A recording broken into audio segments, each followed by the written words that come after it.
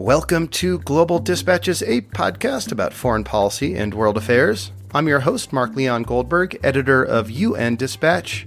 And in this show, we discuss topical global issues, have conversations with foreign affairs thought leaders and newsmakers, and give you the context you need to understand the world today. Go to globaldispatchespodcast.com to learn more. And now on with the show. Today's episode was taped live in front of a virtual audience as part of a series of episodes examining the relationship between climate and security, produced in partnership with CGIAR, the world's largest global agricultural innovation network. The episode today, which is the 8th and final in our series, examines the relationship between climate variability and inequality in Indonesia. The episode kicks off with Grazia Pacillo, senior economist at CGIAR Climate Security, explaining the results of a report about the impact of climate variability on inequality in Indonesia. I then moderate a discussion with a diverse array of panelists who dive deeper into the ways in which climate variability impacts economic and social inequality in Indonesia and what can be done about it. So, as I just mentioned, this is the final episode in the Climate Security series produced in partnership with CGIAR. Each of these episodes were taped live in front of a virtual audience, and each tackle various elements of the ways in which climate variability impacts security around the world and what kinds of multidisciplinary partnerships can be established to overcome some of these challenges. A huge thank you to CGIAR for partnering with the podcast around this series, and you can view each episode on globaldispatchespodcast.com. All right, now here is the final episode, Climate Variability and Inequality in Indonesia, taped live. Good morning, good afternoon, and good evening, everyone. Thank you for joining us for the 8th Climate Security webinar. My name is Grazia Pacillo, and I'm Senior Economist for the CGIAR Climate Security Focus. The Climate Security Webinars series are part of the Climate Security Focus of the CGIAR, where we are aiming to link climate impacts to its drivers of security. In today's and last week's event, titled Charting the Path to Peace, we aim to shed light on some of the latest policies and initiatives working to ensure that all people in Vietnam and Indonesia have equal opportunities and resilience to climate variability. This event is part of the research project titled Climate Variability in Vietnam and Indonesia, funded by the European Union and the French Agency for Development Research Facility on Inequalities. Today, our focus will be on Indonesia. About 40% of the population in Indonesia faces high mortality risks due to multiple climate hazards, such as tsunami, floods, landslides, drought, and earthquakes. Climate change has increased the occurrence of many of these hazards, such as drought in the Southern Islands. It has increased the severity of floods and cyclones across the country and fastened sea level rise in the coastal areas. Average temperatures have increased steadily in the past 40 years, and by 2060, it is expected to increase between 0.9 and 2.2 degrees Celsius.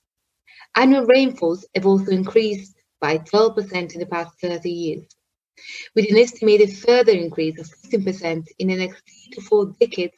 Wetter and drier seasons are expected, especially in those regions south of the equator, including Java and Bali, which will increase even further the occurrence of climate hazards in the country. A USAID 2015 study estimated that by 2050, the total cost imposed by climate change in agriculture, health, and gradual sea level rise in Indonesia will equate to about 1% of today's Indonesian GDP, roughly $9 billion. This is only a partial figure, of course, as agriculture is not the only sector that is and will be impacted by climate variability. The rapid development of the past decade in Indonesia has moved a lot of people out of farm activities to wage and non-farm employment in urban areas. Some of these people are most marginalized and disadvantaged, such as migrants, women, and low-skilled and educated young men and women. Lack of resources and opportunities, these groups are bound to be the most exposed and vulnerable to climate impacts. Despite its rapid and sustained economic development, Indonesia has become the sixth country with the greatest wealth inequality in the world, with the four richest people having more wealth than 100 million poor people in the country altogether. Economic inequality is reinforced by inequality of voice and opportunity, with the poorest excluded in favor of the rich. Failures to protect the poorest and the most marginalized from climate impacts in both rural and urban areas will create the condition for poverty traps and further social exclusion, ultimately contributing to widen the gap between the richest and the poorest, and creating the conditions for the insurgence of grievances and insecurity. Studies of direct impact of climate change and variability and inequalities are limited, as the literature mostly focuses on the direct effect on poverty and treats inequality as a secondary consequential issue. Poverty and inequality are, however, very distinct phenomena and often follow different patterns. As demonstrated in Indonesia, where sustained reduction of poverty has been achieved in the past despite increasing inequality. Furthermore, a large majority of previous studies analyzed the relationship between climate and inequality across countries, with less attention to how different groups within each country are impacted by climate hazards. In this paper, we use a within-country approach to dig deeper in this relationship and trying to understand whether climate variability has a bigger impact on the most vulnerable groups in Indonesia, and whether this contributes to increased inequality in the country. In other words, we ask, is climate variability regressive? Or better, does climate variability impact impacts more on those who are less able to cope with its consequences? And if so, what can we do to ensure an equal, sustainable, and safe economic development for all in Indonesia? The results of our analysis show that the effect of climate variability is indeed regressive in Indonesia, as the impact of changing climatic conditions is not equally distributed, bringing disproportionately higher impacts upon farming households and on the poorest and most vulnerable people, who are less capable of coping with climate hazards. We find lower coping capacities to be linked with demographic factors such as age, gender, and education, with rural women, elderly, and less educated suffering the most of the consequences of climate variability. As for the case of Vietnam, some of these households often depend on transfers and remittances to deal with the impact of climate shocks. These strategies, however, seem to mostly focus on the short term, while long-term uncertainties remain. The climate impact on inequality is therefore clear for Indonesia. Our analysis finds that there is a clear evidence that climate variability increases inequality, with this effect becoming larger in those provinces that are mostly populated by poor and most vulnerable households. In conclusion, we strongly believe that understanding the direct relationship between inequality and climate variability is, as for the case of Vietnam, of paramount importance, not only for the socio-economic development in Indonesia, but also for stability and security. A recent paper published in 2020 shows that there exists a clear relationship between inequality and conflict in Indonesia. Therefore, the inequality challenge can really become a national security threat for Indonesian people, if not timely addressed. Despite many efforts have been made in Indonesia to tackle the rising inequality, existing policies often had little success in addressing the needs, the rights, and priorities of the most marginalized people. For instance, the so-called bottom 40, rural women and unskilled people, who are not usually covered by the social assistance targeting database. Our study contributes to this discussion and suggests that more real-time evidence is needed on who bears the biggest impact of the climate events, and asks for an increased effort to monitor these impacts, specifically for remote rural agricultural households who are often left behind. We also believe that short-term solutions are not enough. Developing sustainable coping and adaptive strategies with and for the most vulnerable groups in both urban and rural areas will be essential. This is especially important for women, elderly, and low-educated people in Indonesia, who are the ones who are bearing the biggest burden of climate impact. Providing voice and representation to these groups will be pivotal for an equal and peaceful development for all in Indonesia. Welcome, everyone. My name is Mark Leon Goldberg. I'm editor of UN Dispatch and host of the Global Dispatches podcast. Today's conversation about climate variability and inequality in Indonesia is being recorded as a live taping of the podcast. In Indonesia, most farming households live below the poverty line and rely on agriculture for their subsistence. Therefore, climate-induced losses on crop and livestock productivity are inherently regressive in nature. They can severely worsen the life of the poorest, further increasing economic inequality. As Grazia explained, the paper we are discussing today finds that climate variability reduces household income, and communities experiencing extreme temperatures see their income affected the most. The impact of climate variability on income is also most acutely felt by female-headed households and older populations. And these are just some of the key findings that we will be discussing today. Our conversation today is a dissemination event that is part of the research project Climate Variability in Indonesia and Vietnam from the EU AFD Research Facility on Inequalities, developed with the financial support of the European Commission and the coordination of the French Development Agency, AFD. The research initiative presented today is a complement to other climate initiatives in Indonesia that AFD supports, such as a non-sovereign loan to strengthen the capacities of the Meteorological, Climatological, and Geophysical Agency, BMKG, for marine meteorology data acquisition and modeling, and 2 credit lines to PTSMI dedicated to adaptation and mitigation of climate change, with some allocations to health and social projects. And with that, let us get into our discussion today about the intersection of climate variability and inequality in Indonesia. And it is my pleasure to introduce our panelists. Atia Yumna is Deputy Director of Research and Outreach, the Smeru Research Institute. Welcome. Mubarak Ahmad is Country Director, Conservation Strategy Fund, Indonesia. Welcome. Maliki is Director for Poverty Alleviation and Community Empowerment, Ministry of National Development Planning, National Development Planning Agency, BAPENAS. Welcome. And Henrietta Fagerman is First Counselor, Environment, Climate Action, and ICT, Delegation of the European Union to Indonesia. Welcome, everyone, and let us just jump into our conversation. And Maliki, my first question will go to you. Can you tell us a bit? Thank you. Welcome.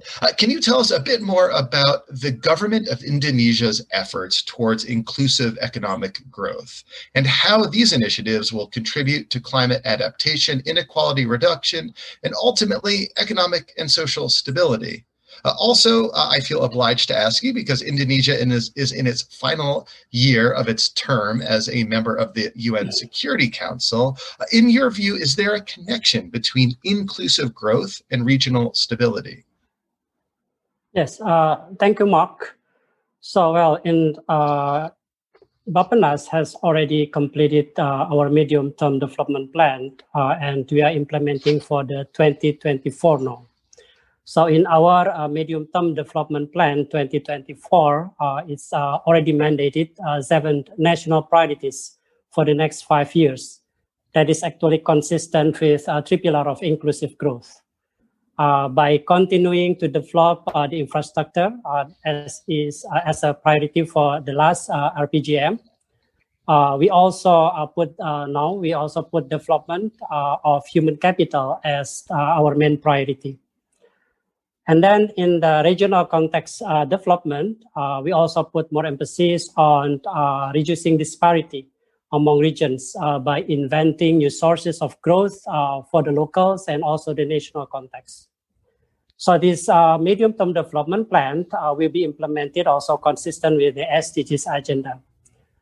And our RPGM, it will be based on the principle of integrations, holistic, spatial, and also thematic approach to invent new economic centers, especially in the other islands. Now Java is the center of the economic growth.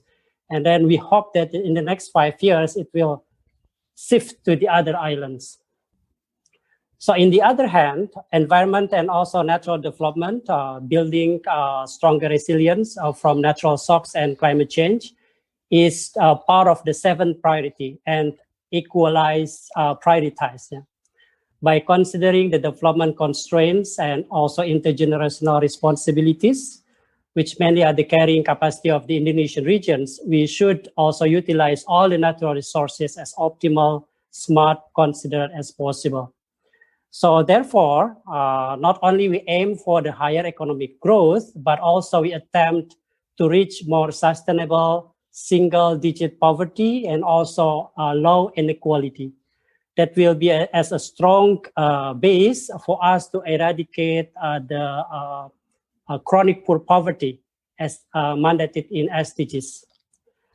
So then our objective goal is now to become upper middle income country that is just, prosperous, and also sustainable by end of 2024. And by this goal, we have to reach low Gini ratio as well as the high human development index. So then we will have a base for becoming developed countries in 2045, as in the Vision 2045. So for the next questions, there is a very positive correlation between poverty, inequality, as well as the economic growth. Higher inequality that provide too large gap between the poor and also the non-poor will impinge negatively on growth. The inequality will provide negative perception, especially to the investors. Thus, this will make a lower potential growth. So a large gap between economic growth that is initiated by large gap education attainment, large wealth ownership, and even large gap social inclusion between the group in the regions will potentially create social tension and political tension. Thank you. In the last sentence, Indonesia is one of the biggest populations. So then if we create as an examples for the large diversities of languages, ethnics, and religions, but still can create equal opportunities for all. So this is an example for us, and then hopefully we can create stability, political stability in the regions. Thank you. Thank you very much. And Henrietta Fagerman, I'm going to turn to you now. Over the years, the European Union and Indonesia have worked together on issues related to economic development, good governance, and the environment. Can you tell us more about this cooperation? What are some of the key initiatives on climate and inequality that you are working on? And how have they helped to address issues of climate change and inequality in Indonesia? Thank you very much. Thank you for inviting me to take part in this webinar. So indeed, the European Union and Indonesia, and I would say more widely also the ASEAN region, are really good partners for climate action and for the protection of the environment. We have, of course, an ongoing policy dialogue. We have a lot of trade and investment between our two parts of the world. And we are also implementing a lot of concrete projects on the ground. And I would like to just mention a few of these that are of particular relevance to the conversation we are having today. The first one I would like to mention is a project that is supporting the ASEAN Farmers Organization on food security. This is part of the work that we are doing on sustainable consumption and production. And the aim of this project is to promote the local food varieties and to increase the economy of the true production and marketing innovation.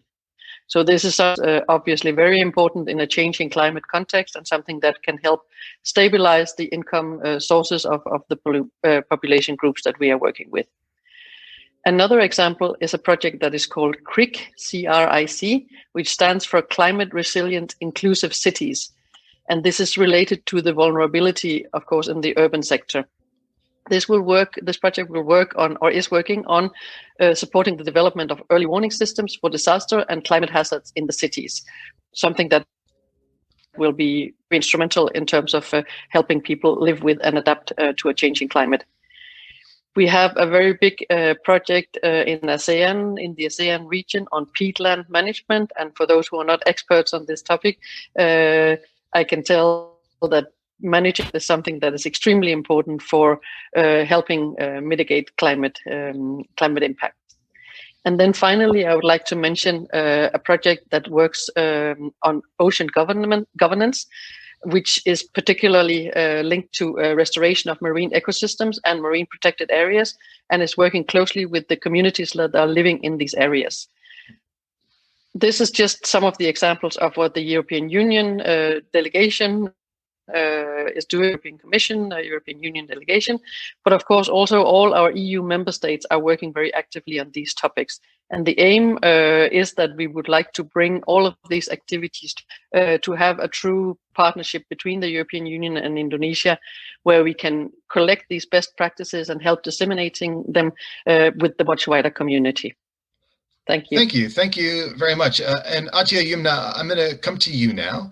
Based on recent the SMERU research and on your experience, can you help us understand how serious a problem inequality is in Indonesia? And among Indonesia's population, what groups are bearing the biggest burden of climate challenges today? Mark, thank you for inviting me. So I think the issue of inequality in Indonesia is becoming increasing concern after the reform 97-98, once the financial crisis. So now inequality in both rural and urban area actually tends to accelerate after the reform 97-98, with the exception actually in the last 4 years where the trends of inequality is slightly decreasing. And but all this time, the Gini index in terms of expenditure in the urban area is always higher than the of the rural area. So, and then the last figure we have on March 2020 in early pandemic, even though total inequality in Indonesia is slightly decreasing, but inequality in urban area actually is slightly increasing. So this can be an alarm for us that the pandemic, the COVID-19 pandemic, actually hits the urban people more. And for your second question on who bears the biggest burden of the climate change, Grazia told us previously that the poor and the vulnerable, both in rural and urban areas, who are the hardest hit. Why rural? Because this is related to their livelihoods, because most of the poor in rural areas still rely on the agriculture sector. Climate change in the past few years, in the past trends indicate a low capacity for rural people to adapt to changes in climate. And same stories may happen to the people lives in coastal area, the fishermen. So they are the group who are most the vulnerable and the most poorest in the coastal area, who will bear the burden of change in climate change, such as sudden rises in temperature, and they will require them to sail further from the shore to catch fish. So this is the kind of vulnerabilities they bear. So why urban? Because this is related to special issues of poor living in the urban area. They are prone to disaster, floods, droughts in Jakarta, Medan, Bandung, home to more than 1 million people, respectively. They are posed the greatest threat of natural disaster. So I think those both rural and urban areas should be our concern. I mean, not only in rural but also in urban, people live in informal sector, rely on informal sector also bears the burden of this climate change. Thank you very much. And Mubarak Ahmed, I'm going to turn to you now. So earlier this month, the new job creation law was approved by Parliament, and it's expected to substantially change Indonesia's labor system and natural resources management. And there have been some intense protests against this law. Can you help us understand what are some of the implications of this new law for agriculture, climate resilience, and inequality, and more broadly, security in the country? Okay, so thanks for the questions. First of all, about this law that is called Undang-Undang Cipta Kerja or Job Creation Law. The first thing is that we need to appreciate the Indonesian government intention to bring in more investment as a way to create more jobs. That's definitely a good idea. And then there are some provisions we have heard from Pak Maliki about the easiness of improvement in the easiness of doing business, including for the smallholders and small scale companies and enterprises. However, when we look at the details of the law, it touches more than 70 laws. It changes more than 70 laws that was in effect before, and then if you look into the implication into each of the law, you would wonder whether the intention match the provision that is explicitly put in the new law about what changes are being affected. So there are a few things well noted. There are some controversies about the labor benefits, about the contractual arrangement, about the compensations. People have different opinions about it, but generally the labor group believe that the law actually make life less easier for them. The second part is about the implications for the environment. It is very clear the law on this job creation watered down a lot of environmental provision in Indonesian economic life. It makes the what they call the environmental license that used to be separated from the business license now being combined based on the risk, and then what was before termed as license now being changed into three categories. There are license for high risk business, and there are approval for the medium business, and there is a self-declaration that the company will comply with the rules. And then this kind of self-declarations is of course very dangerous. And then we are seeing in many other parts that there will be a much easier way of government of business player abusing the environment, because the criminal sanctions against the environmental crime is now abolished. All problem that can be termed before as an environmental crime, now it becomes an administrative mistake. So consequently, the fine being imposed on that, if it is proven, it's very small. So if you ever heard of that 7.6 trillion of fine on a company that is burning 20,000 hectares of forest 2 years ago, now those under the new situation, the sanction, the fine will be maximum 10 billion rupiah. And then for that, with that comparison, companies can easily burn forests, convert forests, and it will never be termed as a crime, and then they will only be fined administratively. And this is really worrying, because that will ease up the destroying of the nature in Indonesia's context by the corporations, as we have seen in many examples. Thank you. Yeah, I guess this one closing. And then, of course, as usual, when these things happen, the land acquisitions becomes easier, and then always to the disadvantage of the less powerful people on the ground.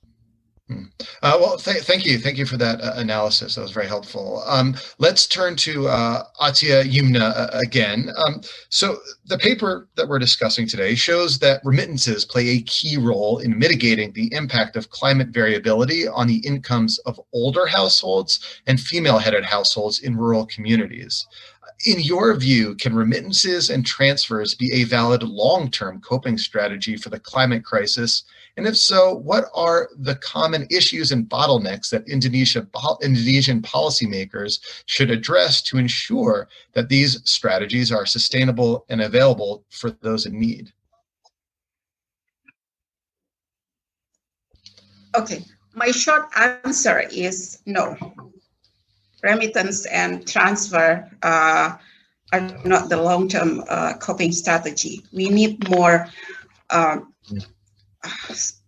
structural and strategic or policies that can deal with this situation, because the report says that the problem of this female-headed household and older people is the last mile people. Yeah, so we should have more and stronger affirmative policies for them in terms of this inequality, poverty, vulnerabilities, and this related to this climate change issues.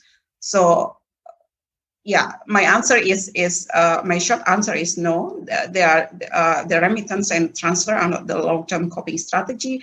We need to work harder to fine-tuning the best strategy, more strategic policies, and also the social protection system that protect them from this kind of burden. Thank you. And Mubarak Ahmed, we're going to turn back to you again. The analysis again in the paper shows that low-skilled and rural female-headed households are bearing the burden of climate impacts.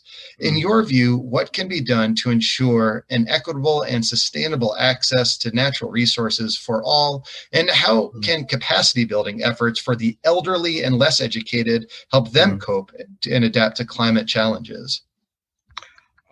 Yeah, let me focus on the first part. The social protections that Atia mentioned should first start with the recognition of people's rights over natural capital. That's the bottom line from my point of view. So the government should stop all the displacement as a way of improving, as a way to increasing investment in this country. So we have been developing for 70 years, and we are still doing displacement in order to develop corporations and business. So I don't think, no matter what we do to empower people, as long as displacement take place, the equality will never be there, and then people in the rural area will always be in this disadvantageous position. So protecting social protection should start again with this protecting people's right of natural capital. And the very first one of that is land ownership. So if you look at what happened, this is the part that is the government is not doing in a very bold way, so to speak. Yes, there are programs that government is doing that they call the social forestry and agrarian reform, but the speed is way from what was promised before. So I guess the other part, the capacity building, the other one, of course, it helps here and there, but the fundamental is protecting people's assets as a way of getting the legitimate income. Thank you. And Maliki, we're going to turn back to you. Your department is responsible for ensuring equitable and inclusive growth for Indonesians. And I know that you have a roadmap for the implementation of national social protection policies.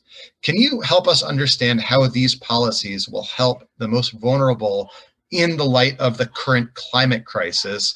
And a sort of parallel question to that is I'd be curious and want to know your view on the role of Sharia finance to reduce inequality and promote efforts to mitigate the impact of climate variability on vulnerable populations. Thank you, Mark. Actually, on the roadmap itself is going to be established and revised after responding to our COVID pandemic crisis now. Because this outbreak of the novel coronavirus will actually threatens all the entire gains in reducing poverty. So both way, in parallel way, we responding to this catastrophe as well as on how we can build stronger resilience of the poor people into from the natural shocks and also the climate change. We are actually mandated to reform our social protections starting from 2021. So these reformations will consist of 6 important aspects, which are improving quality of data, which I already mentioned about all the vulnerable groups that is maybe not included in our data, and then strengthening the integrations of the social protection programs, especially for, like integration from the social assistance and also the economic empowerment. And then sharpening the delivery mechanisms, digitations of social assistance, development of adaptive social protection. That is the last, the last one is actually very consistent what actually we can cope with the current climate crisis. And the 6th strategy is actually to have more sustainable financing mechanisms. So this reform is consistent with what actually already put in the agenda for the medium-term development plan, with more emphasizing on creating sustainable strategy to increase the resilience of the vulnerable groups. That includes elderly and also the people with disability. So let me emphasizing on the first aspect, which is data, so that we need to complete and also improve the quality of data of these vulnerable people. And then this way we can put more strong integrations between the programs. That also enables us to respond faster to the shocks during gradual shocks such as the climate change. And for the second questions, Zakat and Wakaf is actually other philanthropy funds. It will moderate the social gaps, what the government has been targeted. So we see the Zakat can be an option for a breakthrough for creating innovative model for poverty alleviations.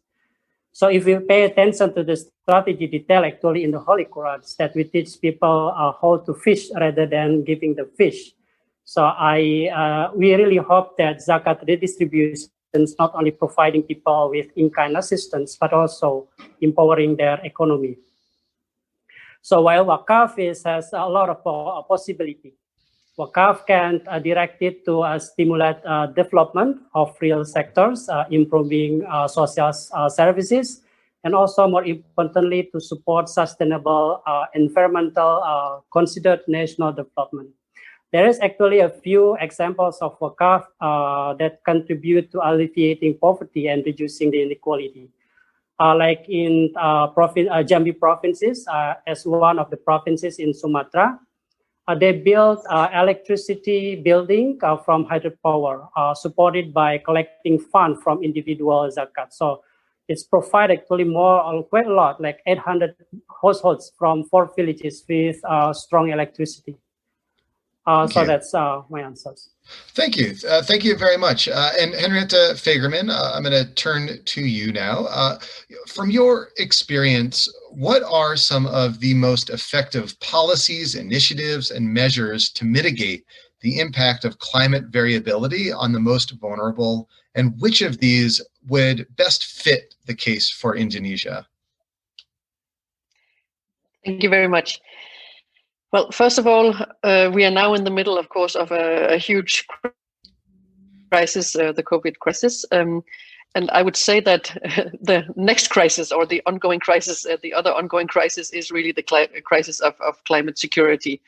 We just need to look at the burning of the Amazonas, the burning in Australia, Siberia, and here in Indonesia, melting of the Arctic, the flood and the droughts, and the increasing temperatures, and all of these issues that to really see that we are sitting on a ticking climate bomb, I would say, and this, I think, does really pose an unprecedented threat to the global security. There are going to be huge economic consequences of all these changes that we see, and it's really very important that we find good ways of dealing with this. So I would like to mention just a few things that we believe are really crucial for this. First of all, I think we need across the globe, between us and in our individual parts of the world, we need holistic, green, and strategic ways of managing these risks. So we need to continue to gather information and analysis, and that's why I'm very happy with projects such as this one, to understand really better how the climate security concerns can be integrated into all the relevant policy areas. This could be from conflict prevention to development, from disaster risk reduction to investment and budget allocation, and really to see how we can put mainstream climate into all these areas. We need a greater coherence, a greater coordination, and I would like to just mention one of the most recent policy developments in the EU, what we call the European Green Deal, which is an attempt to try to bring all these things together and develop a true policy framework where we bring energy, transport, circular economy, food production, and a number of other policy areas together in one batch. Then the second thing I would like to mention is really the working together. I think our common security fundamentally depends on how all of us as big emitters can come together and deliver on our climate commitments. We are already well underway, both here in Indonesia and in the EU and other parts of the world. But it's important that we need to ramp up our climate ambitions and to really make sure that we deliver on our Paris commitments. Then the third thing I would like to mention is investment and trade. So achieving the global growth expectations that we all have collectively will require, some estimates say, up to $590 trillion in infrastructure investments by 2030. Failing to align this with the Paris Agreement goals will really fundamentally undermine the opportunities that we have for global climate security.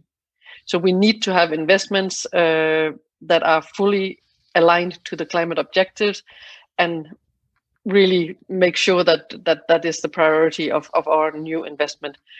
We are looking between the European Union and Asia, we are looking at a new connectivity strategy to try to connect us better in all ways.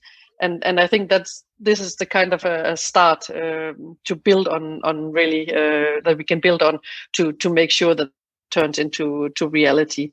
We are, as the European Union, really trying to make all our trade relations green, and I think that is also going to be the trend for our talks in the future. So thank you for that. Thank you. So over the course of this conversation, and also as it is evident in the paper, it's clear that climate variability exacts a heavier impact on the most vulnerable, and that strengthening of climate resilience capacities of the most vulnerable is necessary for broad-based sustainable development. So I have the same question I will pose to each of you, and it's this. Cognizant of the increasing climate challenges, what would be the two things that you would prioritize to mitigate the impact of climate on the most vulnerable and put a halt to the increasing divide between the richest and poorest in Indonesia? So two ideas, two thoughts to leave us with. And Maliki, I will start with you. Okay. As earlier mentioned, that we are in Bappenas has an effort to develop the adaptive social protection to protect the poor and vulnerable during emergency situations. So in our medium-term development plan in 2024 has targeted the adaptations of ASP by 30% of national and also local government by 2024. So there are three critical elements of adaptive social protection stated in our medium-term development plan. First is combining and integrating social protections, disaster risk management, and also climate change adaptations in a comprehensive adaptive social protection approach, specific to the context of Indonesia. And then the second one is strengthening the social protection institutional system to be more responsive to socioeconomic risk due to the climate change and natural disasters. And then the third one is development of a sustainable adaptive social protection financing scheme to overcome climate change and natural disaster risk. And the ASP roadmap development process is actually consists of several phases. The earlier phases include stakeholders mapping and then institutional framework development, stake talking analysis, hazard, exposure, and also the vulnerability assessment, as well as the gap analysis. So the final phase will focus on finalizing Indonesia's adaptive social protection strategy, including the ASP options development, ASP formulations for the poor and vulnerable, and also completing the roadmap itself. So that's all. Thank you. Thank you very much. And Atya Yumna, to you now. Could you give us two ideas, two suggestions, two solutions perhaps, for how we can reduce inequality and also combat climate issues in Indonesia? Okay, Mark. The first one, I think it's in line with Pak Maliki has said before, that we need to create a social protection and social protection system that is sensitive to the needs, livelihood condition, and vulnerabilities of the poor according to the spatial context of the group. So we need to utilize also all data and information about spatially based poverty and vulnerabilities, such as the distribution of the poor and the location of slums and so on and so forth. So I'm really looking forward actually to this transformation of our social protection program, as Pak Maliki mentioned, to be more adaptive, that combine those three elements of social protection, climate change, adaptation, and disaster risk mitigation. And then, of course, obviously, this will be hard work for many actors and stakeholders. So coordination is the key words here. So yeah, I'm looking forward to this transformation. And the second one from the people side is how we educate people to cope, especially the most vulnerable one, to cope with the climate change, to minimize the hazard and increase their resilience. This and at the end, it's will how to increase their adaptive capacity as well. So I think this is also will be another hard work from the people side. So this will also be many actors and stakeholders work as well. Thank you very much. And now, Mubarak Ahmad, we'll turn to you for your two ideas and two suggestions. Okay, I would mention first about the mitigations policy and implementation, and the second part about the jurisdictional approach to low carbon development that is now being promoted.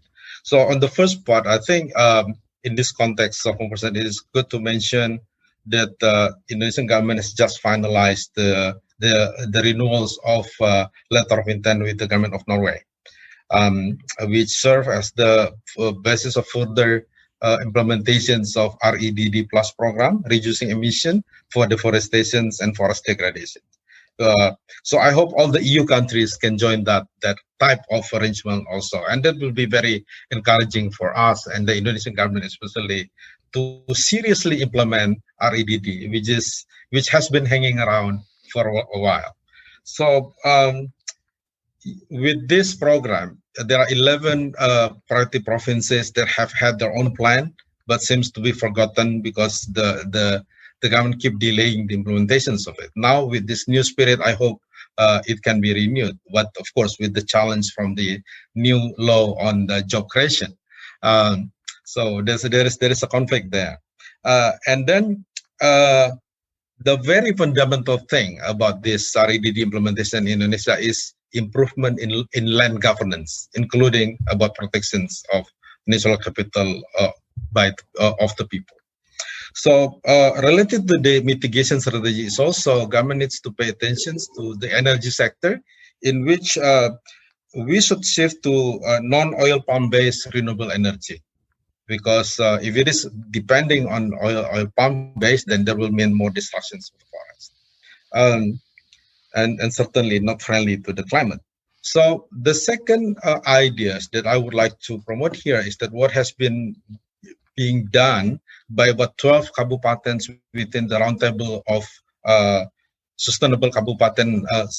There is this circle, so to speak, roundtable for sustainable kabupaten. One of them in which we are working is Kabupaten Sintang. In this place, they are really implementing the low carbon strategy wholeheartedly, changing their plan, changing the policy, including scaling down the oil palm plantation size. The previous government has given like more than 500,000 hectares of oil palm license. Now it is being scaled down to only 200,000 hectares. And then along with that, the Bupati is leading the improvement of all cooperative small-scale arrangement about the partnership of the small-scale plantation with the big ones, to promote this equality. So there will be no more cheating between the company and the people through these cooperatives, so to speak. And then what is also interesting in the Kabupaten is that in terms of food security, they are trying to localize, to promote the permanent rice farming through the power of the women's group. I would like to mention this, and there are some powerful women's group there that has been showing some success story about protecting forests, moving toward permanently resided farming, and then with that they are improving the family incomes and bringing better educations for the family. I think if that examples can be followed and promoted and copied by many other kabupaten in Indonesia, we will be heading toward what we call a more resilient and more equal development toward the future under a less severe climate change. Thank you. Thank you very much. And now, Henrietta Fagerman, we will turn to you for final thoughts on two ideas, two suggestions from your perspective that could help reduce inequality and confront climate change as well. Thank you very much. I think I will, with the risk of repeating myself, I would again say holistic and green strategic management of planning. And then I would also say really to emphasize the need for all our infrastructure policies and plans, budget to try to include resilience to climate change and be in line with the Paris commitment, so the 1.5 degree temperature goal. So I think there's a lot we can do, all of us, to really strengthen the way that we make green investments, and it's something that we as the European Union is very committed to working on across the globe, but also here in Indonesia. The European Investment Bank has a very, very strong climate agenda. They are about to set up their shop here in Indonesia, and I think we can already confirm their big willingness to work on climate-friendly investments here. And I very much support the comment that was made previously on really focusing on renewable energy. We know that renewable energy is always more cost effective. It creates more jobs. It is simply a better idea than conventional energy at this current time. So to look at our investments, our budgets, our plans, and in a holistic way, and to focus on this, I would say that's my 2.5 ideas. Well, thank you. Thank you all for your contributions today, for answering my questions. I appreciate your time. I am now going to turn the screen back over to Grazia, who can offer some concluding remarks. So, Grazia, over to you, and thank you all again. Thank you, Mark. Thanks, Mark, and thanks to our speakers for this very interesting discussion indeed. This is the final debate on charting the path to peace, a side double event to the CGIAR Climate Security series, aiming at linking climate impacts to each drivers of security.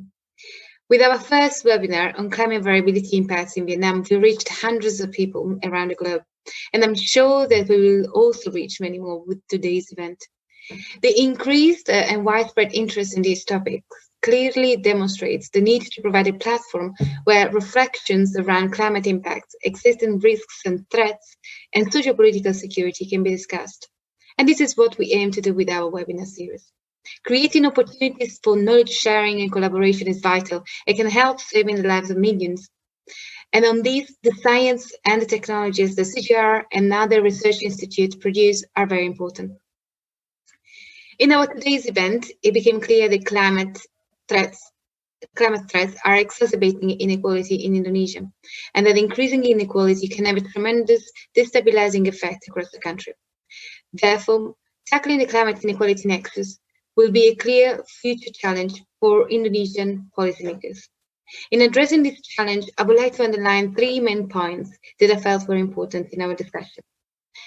The multidimensionality and complexity of inequality in Indonesia are a concern. Despite some improvement in the past few years, disparities between urban and rural areas are of a concern. Nonetheless, inequality patterns are very complex, covering different geographies and demographies in the countries, and not only the rural and urban divide. They should be taken into account when studying and addressing the inequality challenge in the country. The second point is that remittances and transfers are not a sustainable strategy for coping with climate impacts. A social protection system that is sensitive to the needs, conditions, and livelihood of the poorest and most vulnerable is needed. And the adaptive social protection system promoted by panelists seems to go towards this ambition. However, social protection systems are not enough. Social protection policies are not enough as long as displacement of rural population is in place. More needs to be done to enforce what is called the right to natural capital, first of all, land, for the poorest and most marginalized. Improving evidence is, of course, important. This is my third point. Strengthening the data collection exercises that reach the last miles to ensure that our understanding and knowledge on who bears the biggest burden of climate impacts is essential. Further analysis, vulnerability assessment, and almost real-time gathering are needed. Like those of previous debates, we hope that today's reflections will inspire policymakers and practitioners to seek tangible solutions that help millions in Indonesia and throughout the world in coping and adapting to the climate security challenge. Thanks again for joining us. This event concludes, for now, the CGIAR Climate Security webinar series. Stay tuned for updates on future events. News and updates on these and other ongoing work can be found on our homepage, climatesecurity.cgr.org. Thank you and see you soon. All right, thank you all for listening. Thank you again to CGIAR for this content partnership. And again, I strongly encourage you to follow the links in the show notes of this episode to view other episodes of this series and learn more about CGIAR in the links between climate variability and security. Thank you all, and we'll see you next time. Bye.